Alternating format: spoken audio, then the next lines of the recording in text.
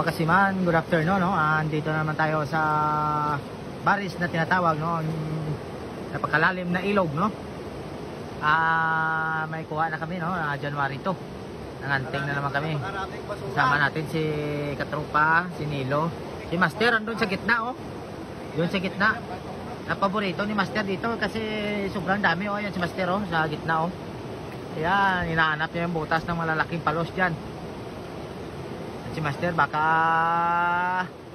ay hindi ka na syoko dyan, Master Baw. May kuha na pala kami malaki dyan, no? Siguro mga 12 kilos yan doon. Abangan nyo na lang, no? Ayan si Katropa Kupirit. Dito yung pinakamaraming nakuha namin, mga kasiman, na palos, no? Sobrang dami na nakuha namin dito. Siguro hindi bababa sa 100 kilos. Dito lang. Tsaka wala kami nakuha ang maliliit dito. Puro malalaki. Pinakamababang nakuha namin 6 kilos. Ayan ay. Damo boho boho. Damo boho.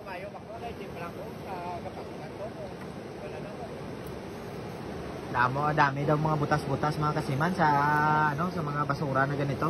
Ilalim mga kahoy-kahoy. Diyan yung mga palos, yung mga butas nila. Dito talaga ang pinakamaraming nakuha na palos ng tapos malalaki. Mayroon pa dito na palos na pagala-gala lang, hindi pumapasok sa butas. Siguro hindi pa namin nakukuha dito. Siguro mga parang salbibida, estimate nila hindi daw bababa sa 30 kilos. Hindi namin matsimpuan.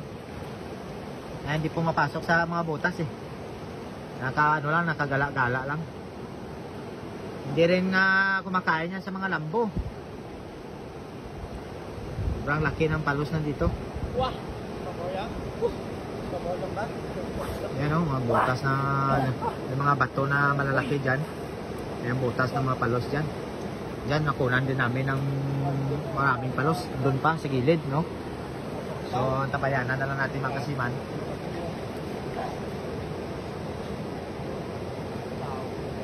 Kuryente pa rin gamit natin, mga kasiman, no? Dito wag ka magtaka na may mata yung palos kasi kuryente, no? Saka dito sa Bago River, kung di ka gagamit ng kuryente, hirapan ka magkuha dito ng palos.